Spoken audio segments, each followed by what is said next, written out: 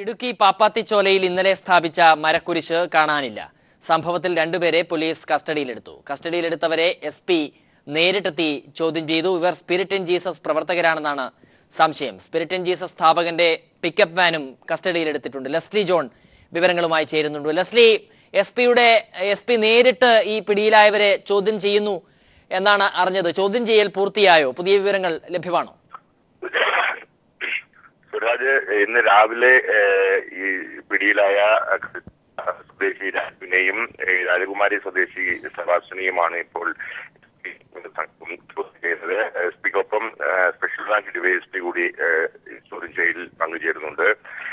ഇവരിലേക്കാണ് ഈ പുതിയ സംഭവവികാസങ്ങൾ വിരൽ ചൂണ്ടുന്നത്. കഴിഞ്ഞ ദിവസം സർക്കാർ ഭൂമിയിൽ നിന്നും എടുത്തുമാറ്റിയ പുരുഷന് പകരമായി ഒരു 5 അടി ഉയരത്തിലുള്ള മരക്കുരിശ് സ്ഥാപിച്ചത് ഇവരാണ് എന്നുള്ള സ്ഥിരീകരണത്തിലേക്ക് തന്നെയാണ് കാര്യങ്ങൾ പോകുന്നത്. ഇവർ സ്പിരിറ്റ് ഇൻ ജീസസ് എന്ന സംഘടനയുമായി ബന്ധപ്പെട്ട് പ്രവർത്തിക്കുന്നതാണ്. മാത്രമല്ല, ഇവരെ പിടികൂടിയത് ടോം സക്കറിയ എന്ന ഈ ട്രസ്റ്റിന്റെ ചെയർമാൻ കൂടിയായ ടോം സക്കറിയയുടെ വാഹനത്തിൽ നിന്നുമാണ് എന്നുള്ളതും പോലീസ് കണ്ടെത്തിയിട്ടുണ്ട്. എന്തായാലും ഇവരെ വിശദമായ ചോദ്യം ചെയ്യലാണ്. ആദ്യഘട്ടത്തിൽ ചോദ്യം ചെയ്യലിൽ പരസ്പര വിരുദ്ധമായി ഇവർ ഉത്തരം നൽകി സംശയം കൂടുതൽ ബലപ്പെടാൻ കാരണമായത് ഇവരെ രാവിലെയോടുകൂടിയാണ് ഈ സംഭവ സ്ഥലത്ത് നിന്നും 2 കിലോമീറ്റർ അകലയിൽ നിന്നും പോലീസ് പിടികൂടിയത്.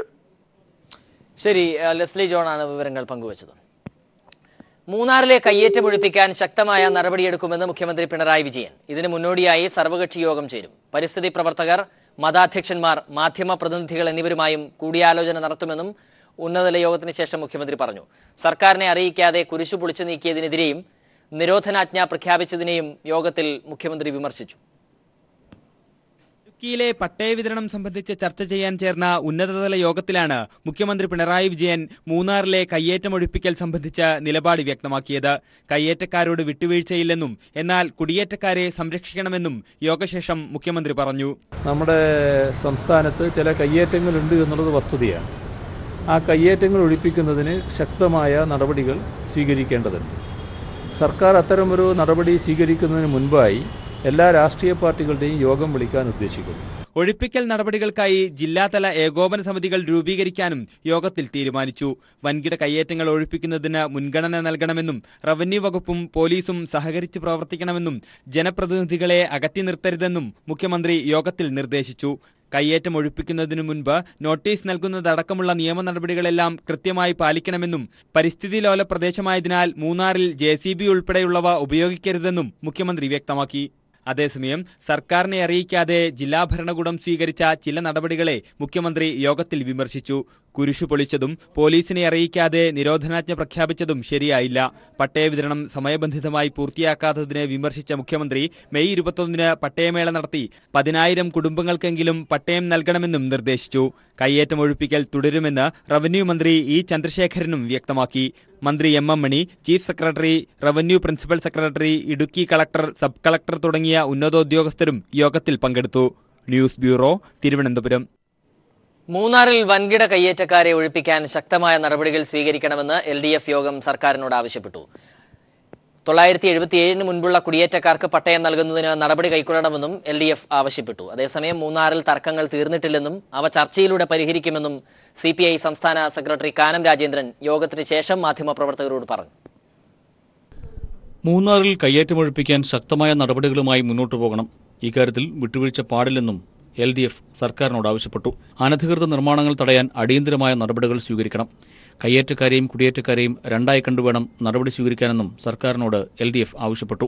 അതേസമയം മൂന്നാർ വിഷയവുമായി ബന്ധപ്പെട്ട് തർക്കങ്ങളെല്ലാം അവസാനിച്ചിട്ടില്ലെന്നും ഇവ ചർച്ചയിലൂടെ പരിഹരിക്കുമെന്നും CPI സംസ്ഥാന സെക്രട്ടറി കാനം രാജേന്ദ്രൻ മാധ്യമങ്ങളോട് പറഞ്ഞു.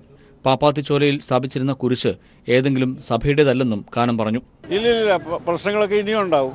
അങ്ങനെ അവസാനിക്കുന്നത് അത് ചർച്ച ചെയ്തല്ലേ അവസാനിക്കും. എല്ലാ കാര്യത്തിനും എപ്പോഴും തീരുമാനം ഉണ്ടാകുമോ? ചിലത് വീണ്ടും ചർച്ച ചെയ്യേണ്ടി വരും, കൂടുതൽ ചർച്ച ചെയ്യേണ്ടി വരും. സർക്കാരിന്റെ 1-ാം വാർഷികം വിപുലമായ പരിപാടികളോടെ മെയ് 25 മുതൽ ഒരാഴ്ചക്കാലം ആചരിക്കുന്നതിനും LDF യോഗം തീരുമാനിച്ചു. ഇതോടനുബന്ധിച്ച് തിരുവനന്തപുരം, കൊച്ചി, കോഴിക്കോട് എന്നിവിടങ്ങൾ കേന്ദ്രീകരിച്ച് പൊതുയോഗങ്ങൾ ചേരാനും തീരുമാനിച്ചിട്ടുണ്ട്. സർക്കാരിന്റെ 1-ാം വാർഷികത്തിന് മുമ്പായി ഇടുക്കി ജില്ലയിൽ ഉപാധിരഹിത പട്ടയം നൽകാനും LDF സർക്കാരിനോട് ആവശ്യപ്പെട്ടു. News bureau, Thiruvananthapuram. മുസ്ലിം ലീഗ് നേതൃയോഗം മലപ്പുറത്ത് തുടരുകയാണ്. പി കെ കുഞ്ഞാലിക്കുട്ടി രാജിവെക്കുന്ന ഒഴിവിലേക്ക് മുസ്ലിം ലീഗിന്റെ നിയമസഭാ കക്ഷി നേതാവിനെ തെരഞ്ഞെടുക്കുന്നതിനാണ് യോഗം. പ്രതിപക്ഷ ഉപനേതാവിനെ തെരഞ്ഞെടുക്കാനായി ഹൈദരലി ശിഹാബ് തങ്ങൾ ഓരോ MLA-മാരെയും വിളിച്ച് പ്രത്യേകം ചർച്ച നടത്തും. MK മുനീറിനെ ചുമതലപ്പെടുത്തണമെന്നാണ് ഭൂരിപക്ഷ അഭിപ്രായം. KT സ്വാലിഹ് വിവരങ്ങളുമായി ചേരുന്നുണ്ട്. സ്വാലിഹ്, എങ്ങനെയാണ് ചർച്ച പുരോഗമിക്കുന്നത്?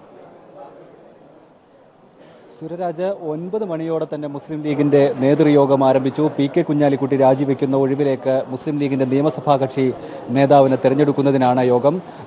ആദ്യം മുസ്ലിം ലീഗിന്റെ മുതിർന്ന നേതാക്കളായ KPA മജീദ്, അതുപോലെ PV അബ്ദുൽ വഹാബ്, ET മുഹമ്മദ് ബഷീർ തുടങ്ങിയവരെല്ലാം യോഗത്തിൽ പങ്കെടുക്കുന്നുണ്ട്. പാണക്കാട് ഹൈദരലി തങ്ങളുടെ അധ്യക്ഷതയിലാണ് യോഗം നടക്കുന്നത്. യോഗത്തിന് ശേഷം ഇപ്പോൾ ഓരോരുത്തരെ വിളിച്ച് ഓരോ MLA-മാരെയും വിളിച്ച് ഹൈദരലി തങ്ങൾ അവരുടെ അഭിപ്രായം കേട്ടുകൊണ്ടിരിക്കുകയാണ്. ഇതിനുശേഷമായിരിക്കും അന്തിമമായ ഒരു തീരുമാനം തങ്ങൾ പറയുക. മുസ്ലിം ലീഗിന്റെ നിയമസഭാ കക്ഷി നേതൃസ്ഥാനത്തേക്ക് പരിഗണിക്കുന്നത് പ്രധാനമായും MK മുനീറിനെയാണ്. മുതിർന്ന അംഗമെന്ന നിലയിലും കൂടുതൽ പേരും പിന്തുണക്കുന്നത് മുനീറിനെ തന്നെയാണ്. അതോടൊപ്പം തന്നെ ഇബ്രാഹിം കുഞ്ഞിൻ്റെ പേരും പരിഗണനയിലുണ്ട്. ഏതായാലും അല്പസമയത്തിനകം തന്നെ ഇക്കാര്യത്തിൽ ഒരു പ്രഖ്യാപനം ഉണ്ടാകും. അതോടൊപ്പം വേങ്ങരയിലെ തെരഞ്ഞെടുപ്പുമായി ബന്ധപ്പെട്ട കാര്യങ്ങളും ചർച്ചയിലേക്ക് വരുന്നുണ്ട്. മലപ്പുറം ഉപതെരഞ്ഞെടുപ്പിൽ പാർട്ടി നല്ല രീതിയിൽ പ്രവർത്തിച്ചിട്ടുണ്ട്. ഈ ഫലം വേങ്ങരയിലും ഉണ്ടാക്കാനാവണം. അതിനുവേണ്ടി തന്നെ വേങ്ങരയിൽ സംഘടനാ പ്രവർത്തനങ്ങൾ ഇപ്പോൾ തന്നെ തുടങ്ങിക്കഴിഞ്ഞിട്ടുണ്ട്. ഇത് കൂടുതൽ വിപുലപ്പെടുത്തണം. ഇക്കാര്യങ്ങൾ കൂടി യോഗം വിലയിരുത്തുന്നുണ്ട്. ഇത് കീഴ്ഘടകങ്ങളിലേക്ക് നിർദ്ദേശം നേരത്തെ തന്നെ നൽകിയിരുന്നു. ഇതിൻ്റെ കാര്യങ്ങൾ കൂടി പാർട്ടി വിലയിരുത്തി വരികയാണ്. അതോടൊപ്പം തന്നെ പി കെ കുഞ്ഞാലിക്കുട്ടിയുടെ രാജി നിയമസഭാ സമ്മേളനം തുടങ്ങിയതിന് ശേഷമായിരിക്കും ഉണ്ടാവുക എന്നാണ് നമുക്ക് മനസ്സിലാക്കാൻ കഴിയുന്നത്. അതിനുശേഷമായിരിക്കും UDFന്റെ പ്രതിപക്ഷ ഉപനേതാവ് സംബന്ധിച്ചുള്ള ഒരു തീരുമാനം ഉണ്ടാവുക. ഏതായാലും ഇപ്പോൾ തിരഞ്ഞെടുക്കുന്നത് മുസ്ലിം ലീഗിന്റെ നിയമസഭാ കക്ഷി നേതാവിനെയാണ്. അത് പിന്നീട് മാറ്റുകയില്ല. അത് സ്ഥിരമായി ഒരാളെ നിയമിക്കണം. വേങ്ങര ഉപതെരഞ്ഞെടുപ്പ് വരെ ഇതിന് കാത്തിരിക്കേണ്ട എന്നൊരു അഭിപ്രായമാണ് ഉയർന്നത്. അതിൻ്റെ അടിസ്ഥാനത്തിലാണ് ഓരോരുത്തരെ വിളിച്ച് അഭിപ്രായങ്ങൾ തേടിക്കൊണ്ടിരിക്കുന്നത്. സുരരാജ്. ശരി, KT സ്വാലിഹാണ് വിവരങ്ങൾ പങ്കുവച്ചത് മലപ്പുറത്ത് നിന്നും. മുഖ്യമന്ത്രി പിണറായി വിജയൻ പങ്കെടുക്കുന്ന പോലീസ് ഉന്നത ഉദ്യോഗസ്ഥരുടെ യോഗങ്ങൾക്ക് ഇന്ന് തുടക്കമാവും. തിരുവനന്തപുരം മേഖലാ യോഗമാണ് ഇന്ന് നടക്കുക. ടെക്നോ പാർക്കിലെ പാർക്ക് സെന്ററിൽ വൈകിട്ട് 3-നാണ് യോഗം. പോലീസിന്റെ പ്രവർത്തനം കൂടുതൽ കാര്യക്ഷമമാക്കുന്നതിന്റെ ഭാഗമായി നടക്കുന്ന യോഗത്തിൽ SI-മാർ മുതലുള്ള ഉദ്യോഗസ്ഥർ പങ്കെടുക്കും. പോലീസിനെതിരെയുള്ള വിമർശനങ്ങളും ചർച്ചയാവുന്ന യോഗത്തിൽ സർക്കാരിന്റെ പോലീസ് നയം മുഖ്യമന്ത്രി വിശദീകരിക്കും. മുഖ്യമന്ത്രി നേരിട്ട് പങ്കെടുക്കുന്ന താഴെത്തട്ടിലെ പോലീസ് ഉദ്യോഗസ്ഥരുടെ യോഗം സംസ്ഥാനത്ത് ആദ്യമായാണ് നടക്കുന്നത്. വരും ദിവസങ്ങളിൽ മറ്റ് മേഖലകളിലും യോഗം നടക്കും. സംസ്ഥാന പോലീസ് മേധാവി അടക്കമുള്ള ഉന്നത ഉദ്യോഗസ്ഥർ എല്ലാ യോഗങ്ങളിലും പങ്കെടുക്കും.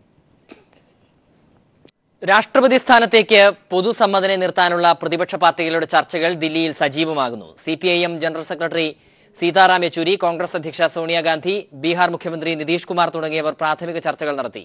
സംയുക്തമായ സ്ഥാനാർത്ഥിയെ നിർത്തുന്ന കാര്യത്തിൽ തീരുമാനം ഉടനുണ്ടാകുമെന്നാണ് സൂചന.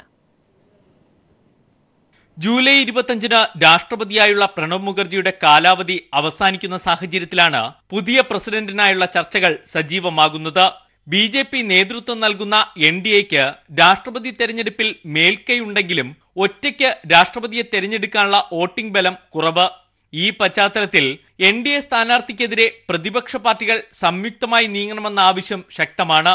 ഇരു മുന്നണികളിലുമില്ലാത്ത CPIM അടക്കമുള്ള ഇടതുപാർട്ടികൾ, BSP, സമാജ്വാദി, തൃണമൂൽ കോൺഗ്രസ്, AIADMK തുടങ്ങിയവരുടെ പിന്തുണ നിർണായകം. സംയുക്ത സ്ഥാനാർത്ഥിയെ നിർത്തുന്നതിനെക്കുറിച്ചുള്ള ചർച്ചകൾക്ക് കോൺഗ്രസ് അധ്യക്ഷ സോണിയാഗാന്ധി തുടക്കമിട്ട് കഴിഞ്ഞു. CPIM general secretary Sitaram യെച്ചൂരിയുമായി Sonia Gandhi സംസാരിച്ചു. പൊതുസമ്മതനെ നിർത്തിയാൽ പിന്തുണയ്ക്കാം എന്ന നിലപാടിലാണ് CPIM. JDU നേതാവും ബീഹാർ മുഖ്യമന്ത്രിയുമായ നിതീഷ് കുമാറും സോണിയാഗാന്ധിയെ കണ്ടു. രാജ്യസഭാ അംഗം ശരത് യാദവിനെ രാഷ്ട്രപതി സ്ഥാനാർത്ഥിയാക്കുക എന്ന ആലോചനയാണ് നിതീഷ് കുമാറിനുള്ളത്. വിവിധ പ്രതിപക്ഷ പാർട്ടികളും പലരെയും ഉയർത്തിക്കാട്ടുന്നു. ഇക്കാര്യത്തിൽ ഏക അഭിപ്രായത്തിലെത്തണം. ഉടൻ തീരുമാനമുണ്ടാകുമെന്നാണ് സൂചന. RSS നേതാവ് മോഹൻ ഭഗവത് അടക്കമുള്ളവരുടെ പേരുകൾ വിവിധ സംഘപരിവാർ സംഘടനകൾ രാഷ്ട്രപതി സ്ഥാനത്തേക്ക് ഉയർത്തിക്കാട്ടുന്നുണ്ട്. പക്ഷേ പ്രതിപക്ഷ പാർട്ടികൾ സംയുക്തമായി ഒരു പൊതുസമ്മതനെ നിർത്തിയാൽ NDAയുടെ രാഷ്ട്രപതി നീക്കങ്ങൾക്ക് അത് തടസ്സമാകും. ദില്ലിയിൽ നിന്നും സന്തോഷ് സർലിംഗ്. വരൾച്ചയിൽ ഇല്ലാതാവുകയാണ് ഒരു പ്രദേശത്തിന്റെ മുഴുവൻ ജലസ്രോതസ്സായ പുഴ. കോഴിക്കോട് ബാലുശ്ശേരിയിലെ കോട്ടനടപ്പുഴയാണ് വരൾച്ചയിൽ വറ്റിവരളുന്നത്.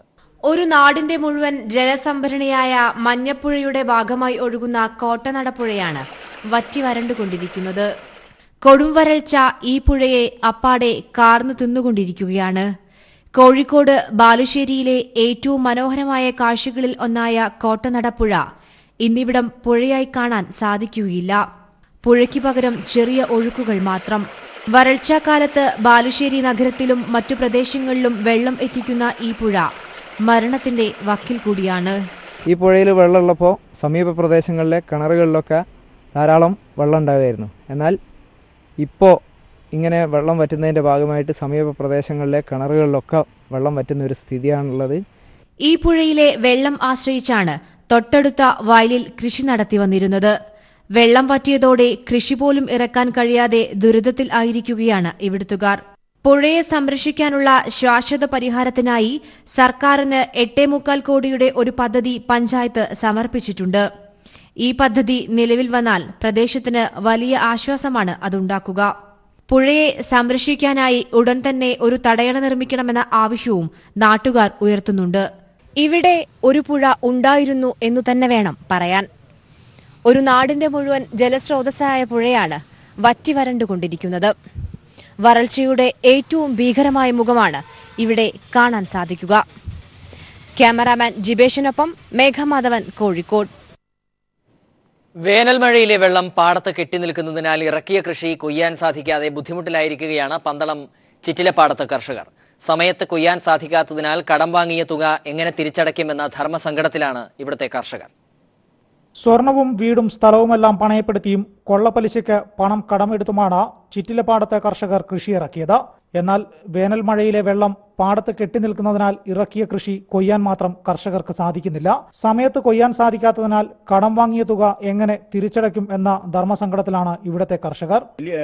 കൃഷിഭവനിൽ നിന്നും മുനിസിപ്പാലിറ്റിയിൽ നിന്നും എല്ലാം ആൾ വന്ന് കാണുകയും പോവുകയും ഒക്കെ ചെയ്തിട്ടുണ്ട്. പക്ഷെ ഇതിനൊരു പരിഹാരം എന്താണെന്നുള്ളതൊന്നും അറിയാൻ വയ്യ. കച്ചിയും ഓലയുമൊക്കെ ഇട്ട് പാടത്ത് കൊയ്ത്തേന്ത്രം ഇറക്കാൻ ശ്രമിച്ചെങ്കിലും പരാജയപ്പെട്ടു. പാടത്തെ വെള്ളം വറ്റുന്നതുവരെ കാത്തിരുന്നാൽ കതിരുകളൊടിഞ്ഞ് നാശനഷ്ടം കൂടും. 200 ഏക്കറോളം വരുന്ന പാടശേഖരത്ത് ട്രാക്ടർ ഇറക്കാൻ 500 മീറ്റർ മാത്രമാണ് വഴിയുള്ളത്.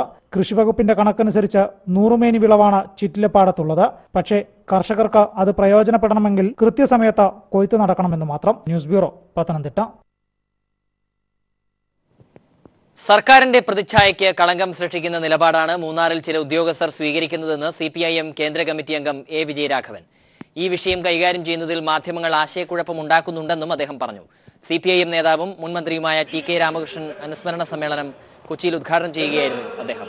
ചടങ്ങിൽ P. Rajeev, MC Surendran, CN സുന്ദരൻ തുടങ്ങിയവർ പങ്കെടുത്തു.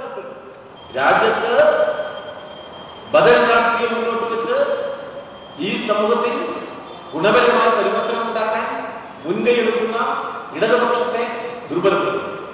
അത്തരം നിലപാടുകൾ ചില ഉദ്യോഗസ്ഥന്മാർ സ്വീകരിക്കും, തെറ്റായ സമീപനങ്ങൾ സ്വീകരിക്കും, മാധ്യമങ്ങളെ പ്രോത്സാഹിപ്പിക്കും. കണ്ണൂർ അന്താരാഷ്ട്ര വിമാനത്താവളത്തിൽ വിദഗ്ധ സംഘം സുരക്ഷാ പരിശോധന നടത്തി. സെപ്റ്റംബറിൽ വിമാനത്താവളം പ്രവർത്തന സജ്ജമാവാനിരിക്കെയാണ് പരിശോധന. സെപ്റ്റംബറിൽ സർവീസ് ആരംഭിക്കാനിരിക്കെ കണ്ണൂർ അന്താരാഷ്ട്ര വിമാനത്താവളത്തിൽ സുരക്ഷാ പരിശോധന ആരംഭിച്ചു. Bureau of civil aviation, customs, intelligence bureau എന്നിവയിലെ ഉന്നത ഉദ്യോഗസ്ഥ സംഘമാണ് പരിശോധന നടത്തിയത്.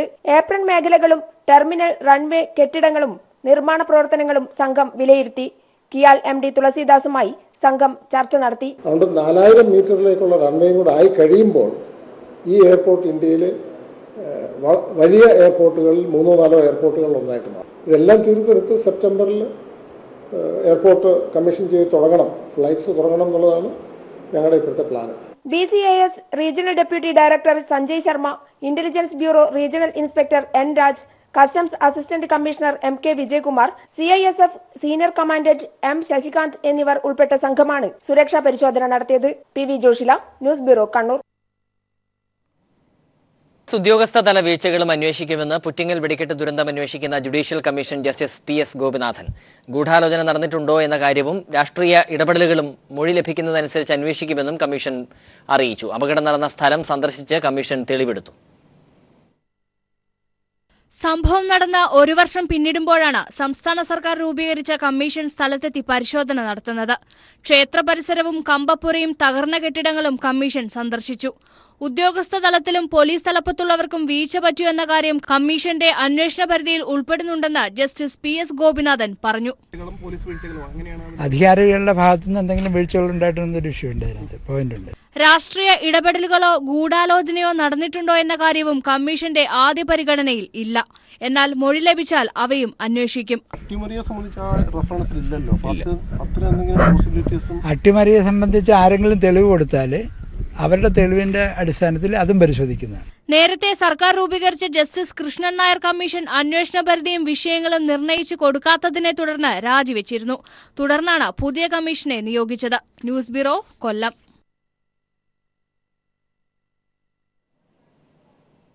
രാജീവ് ഗാന്ധി ഗ്രൂപ്പ് ഓഫ് ഇൻസ്റ്റിറ്റ്യൂഷന്റെ പേരിലുള്ള Rajiv Gandhi college of dental സയൻസിന്റെയും ആശുപത്രിയുടെയും രജത ജൂബിലി ആഘോഷത്തിന് ബംഗളൂരുവിൽ തുടക്കമായി. രാജീവ് ഗാന്ധി ഗ്രൂപ്പ് ഓഫ് ഇൻസ്റ്റിറ്റ്യൂഷന്റെ കീഴിലുള്ള ഡെന്റൽ കോളേജിന്റെയും ആശുപത്രിയുടെയും രജത ജൂബിലി ആഘോഷത്തിന് ബാംഗ്ലൂരിൽ തുടക്കമായി. ADGP സഞ്ജയ് സഹായ് IPS മുഖ്യാതിഥിയായി പങ്കെടുത്തു. Karnataka innovation council chairman professor HB Kincha, Doordarshan south zone additional director general doctor Mahesh Joshi, Shishupal Yadav, പ്രശസ്ത കന്നഡ ഹാസ്യതാരം റിച്ചാർഡ് ലൂയിസ് എന്നിവർ അതിഥികളായി പങ്കെടുത്ത് സംസാരിച്ചു. RGC group of institution chairman P സദാശിവത്തെ ആദരിച്ചു.